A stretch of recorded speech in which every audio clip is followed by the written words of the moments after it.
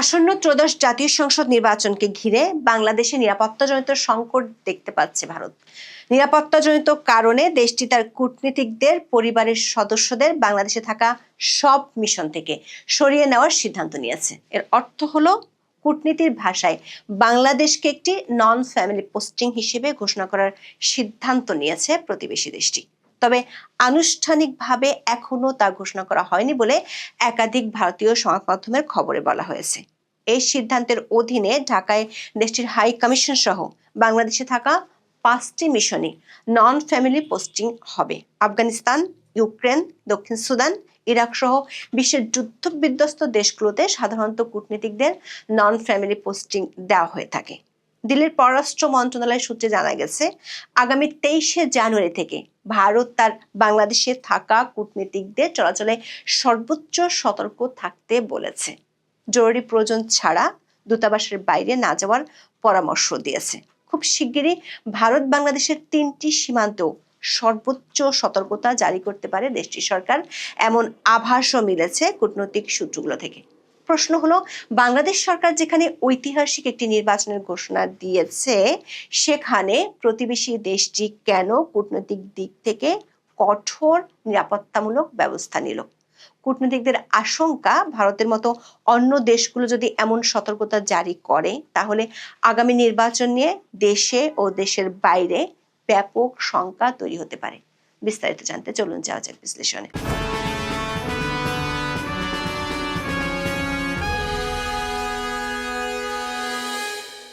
কূটনীতি বা ফরেন সার্ভিসের ভাষায় নন ফ্যামিলি পোস্টিং একটি গুরুত্বপূর্ণ এবং সংবেদনশীল বিষয়।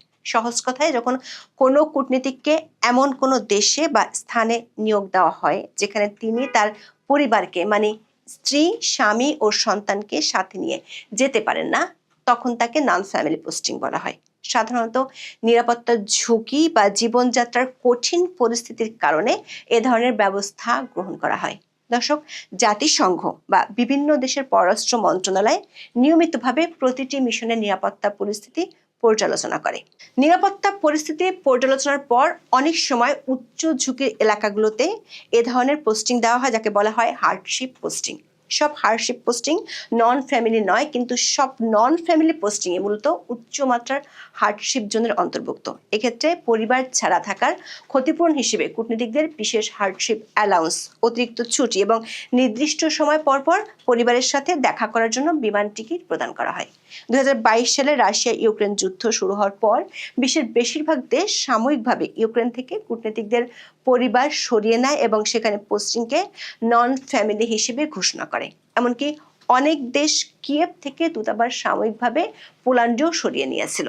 আফগানিস্তানের দীর্ঘ সময় ধরে ভারত ও অন্যান্য দেশের কূটনীতিকদের জন্য নন ফ্যামিলি পোস্টিং কার্যকর ছিল। বিশেষ করে তালেবান ক্ষমতা দখলের আগে এবং পরে পরিস্থিতি ভয়াবহতার কারণে সেখানে কূটনীতিকরা পরিবার ছাড়াই দায়িত্ব পালন করতেন। বর্তমানে নিরাপত্তার অভাবে সেখানে মিশন কার্যক্রমও বেশ সীমিত। এছাড়া যুদ্ধ এবং অভ্যন্তরীণ সশস্ত্র সংঘাতের কারণে ইরাক, সিরিয়া, লিবিয়া, ইয়েমেনে বেশিরভাগ দেশই তাদের কূটনীতিকদের নন ফ্যামিলি পোস্টিং দিয়ে থাকে। দিল্লির পররাষ্ট্র মন্ত্রণালয়ের সূত্রে জানা গেছে, ভারত সরকার সাধারণত অত্যন্ত উচ্চ নিরাপত্তা ঝুঁকিপ্রবণ দেশগুলোতে তাদের কূটনীতিকদের জন্য নন ফ্যামিলি পোস্টিং বা নো চিলড্রেন পোস্টিং দিয়ে থাকে। তবে কূটনৈতিক সম্পর্কের টানাপোড়েন বা স্থানীয় পরিস্থিতির ভিত্তিতে এই তালিকা মাঝে মধ্যে পরিবর্তিত হয়। হিন্দুস্তান টাইমস বলছে, নন ফ্যামিলি পোস্টিং ভারতীয় কূটনীতিকদের জন্য সবচেয়ে কঠোর নিরাপত্তা ব্যবস্থাগুলোর একটি।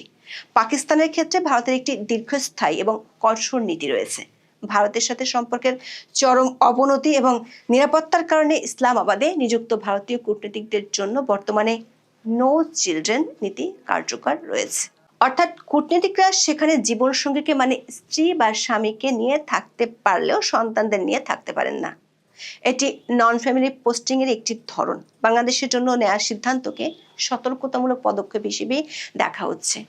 প্রশ্ন হলো, ভারত কেন বাংলাদেশকে আফগানিস্তান, ইরাক, দক্ষিণ সুদান কিংবা ইউক্রেনের সমপর্যায়ে ফেলে বাংলাদেশের মিশনগুলোকে নন ফ্যামিলি পোস্টিং ঘোষণা করলো?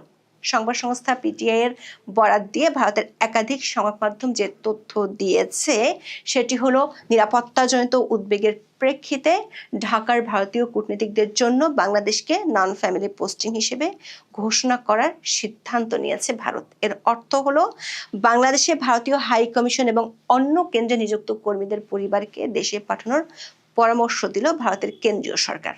ভারতের কূটনৈতিক সূত্রগুলো বলছে, নির্বাচনকে ঘিরে বাংলাদেশের নিরাপত্তা পরিস্থিতি পর্যালোচনা করে বাংলাদেশে ভারতীয় কর্মকর্তাদের সর্বোচ্চ সতর্ক থাকতে বলেছে দেশটির পররাষ্ট্র মন্ত্রণালয়। বিশেষ করে আগামী 23শে জানুয়ারির পর থেকে খুব জরুরি প্রয়োজন ছাড়া দূতাবাস ছেড়ে কোথাও না যাওয়ার পরামর্শ দেওয়া হয়েছে। তার আগে দূতাবাসের কর্মকর্তাদের পরিবারের সদস্যদের নিজ দেশে ফেরত পাঠানোর নির্দেশ দেওয়া হয়েছে। আবার ভারত বাংলাদেশ সীমান্ত এলাকাগুলোতে সর্বোচ্চ সতর্ক থাকার নির্দেশ দেওয়া হতে পারে এবং প্রতিটি সীমান্ত এলাকায় রাত্রিকালীন কারফিউ জারি করা হতে পারে। বলা হচ্ছে, বাংলাদেশে আগামী 12ই ফেব্রুয়ারি ত্রয়োদশ জাতীয় সংসদ নির্বাচন আর একই সাথে গণভোট অনুষ্ঠিত হবে।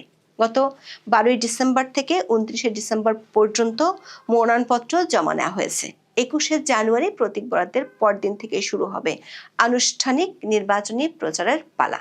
চলবে 10 ফেব্রুয়ারি সকাল 7:30 পর্যন্ত। এই নির্বাচনকে ঘিরে নিরাপত্তা পরিস্থিতি পর্যালোচনা করেছে ভারত সরকার। তারপরে দিল্লি থেকে এমন পরামর্শ দেওয়া হয়েছে। তবে এও জানানো হয়েছে, বাংলাদেশে ভারতীয় হাই কমিশন এবং অন্যান্য কেন্দ্র খোলা থাকবে, সেখানে কাজও চলবে। বাংলাদেশের ঢাকায় ভারতের হাই কমিশন রয়েছে। এছাড়া বাংলাদেশে আরো 4টি সহকারী হাই কমিশন রয়েছে নয়াদিল্লির। সেগুলো আছে চট্টগ্রাম, রাজশাহী, সিলেট ও খুলনায়।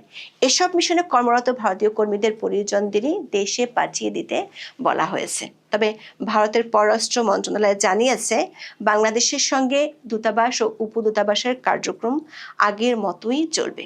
শুধু কর্মীদের পরিবারের নিরাপত্তার স্বার্থে এই পরামর্শ দেওয়া হয়েছে।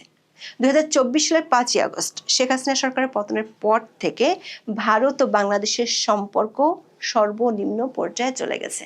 দুই দেশের কূটনৈতিক সম্পর্কের ধারাবাহিক টানাপোড়েন ও কিছু ঘটনা প্রবাহের মধ্যে সাম্প্রতিক সপ্তাহগুলোতে হওয়া বিক্ষোভের পর উভয় দেশই নয়াদিল্লি ও ঢাকা সহ তাদের মিশনগুলোতে নিরাপত্তা জোরদার করেছে। বাংলাদেশের অন্তর্বর্তী সরকার দায়িত্বে আসার পর থেকে চলছে কূটনৈতিক বার্তা বিনিময়। পাল্টাপাল্টি চিঠি চালাচালের মধ্যে একই দিনে দুই দেশের কূটনীতিককে তলবের মতো বিরল ঘটনাও ঘটেছে।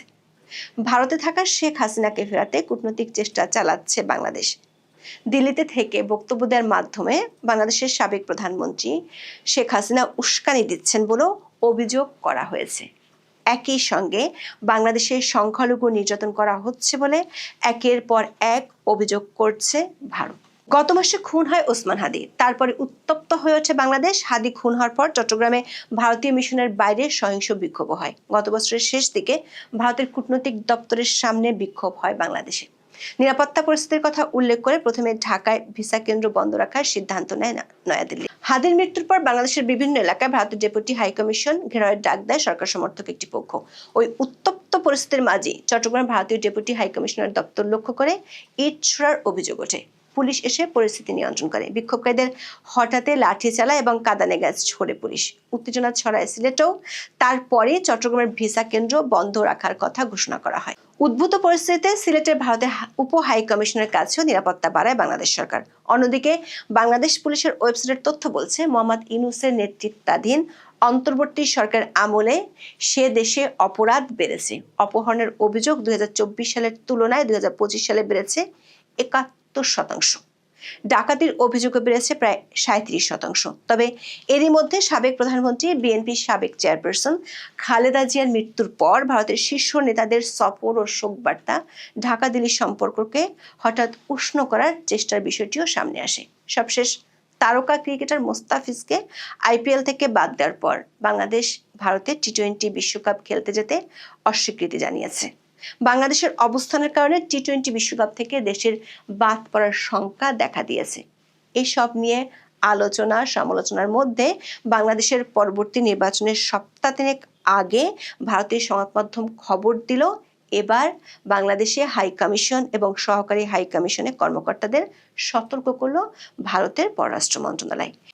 এর কারণ হিসেবে হিন্দুস্তান টাইমসকে বিষয়টি সম্পর্কে জানেন এমন এক কর্মকর্তা নাম প্রকাশ না করে বলেন, বাংলাদেশে উগ্র ও চরমপন্থী গোষ্ঠীর হুমকি এবং মোহাম্মদ ইউনূসের নেতৃত্বাধীন অন্তর্বর্তী সরকার পাকিস্তানের স্বার্থ সংশ্লিষ্ট বিভিন্ন বিষয়কে অগ্রাধিকার দেওয়ার কারণে বাংলাদেশে ভারতীয় কর্মকর্তাদের পরিবারের নিরাপত্তা নিয়ে উদ্বেগ বেড়েছে। এই পরিস্থিতিতে সতর্কতামূলক ব্যবস্থা হিসেবে কূটনীতিকদের নির্ভরশীল সদস্যদের ভারতে ফিরে যাওয়ার পরামর্শ দেওয়া হয়েছে। হাইকমিশন ও 4টি সহকারী হাইকমিশনে কর্মরত কর্মকর্তাদের পরিবারকে আপাতত দেশে ফেরার নির্দেশ দেওয়া হয়েছে। তবে কূটনীতিকদের পরিবার কবে আবার বাংলাদেশে ফিরতে পারবেন সে বিষয়ে এখনো কোনো স্পষ্ট সিদ্ধান্ত হয়নি। নিরাপত্তাজনিত কারণে বাংলাদেশে নিযুক্ত কূটনীতিকদের সংখ্যা সম্পর্কেও বিস্তারিত জানানো হয়নি। বিশ্লেষকেরা বলছেন, ভারতের এমন পদক্ষেপ আন্তর্জাতিক অঙ্গনে বাংলাদেশের আসন্ন নির্বাচন নিয়ে একটি বার্তা দিতে পারে। এমনিতেই বাংলাদেশের আইন শৃঙ্খলা পরিস্থিতি খুবই নাজুক। এর মধ্যে 2024 সালের 5ই আগস্টের পর থানা থেকে লুট হওয়া অস্ত্রগুলো পুরোপুরি উদ্ধার না হওয়ায় শঙ্কা আরো বাড়াচ্ছে। এ নিয়ে সরকারের স্বরাষ্ট্র মন্ত্রণালয়ের গা ছাড়া ভাব চিন্তা আরো বাড়িয়েছে। দেরিতে হলো দেশটির প্রধান উপদেষ্টা অধ্যাপক ইউনূস 20শে জানুয়ারি এখনো উদ্ধার না হওয়া 1344টি অস্ত্র উদ্ধারের তাগিদ দিয়েছেন। বিশ্লেষকরা মনে করছেন, শেষ মুহূর্তে এসে সরকারের সর্বোচ্চ পর্যায় থেকে দেয়া নির্দেশে আদৌ কোনো কিছু হবে কিনা তা নিয়ে সন্দেহ আছে। এমন পরিস্থিতিতে ভারতের মতো অন্য দেশগুলো যদি সতর্কতা জারি করে, সেটি বাংলাদেশের নির্বাচন নিয়ে দেশে ও দেশের বাইরে বড় নেতিবাচক বার্তাই দিবে। এখন এই পর্যন্ত। সবাই ভালো থাকুন, সুস্থ থাকুন, নিরাপদে থাকুন। দেখা হবে আগামী পর্বে।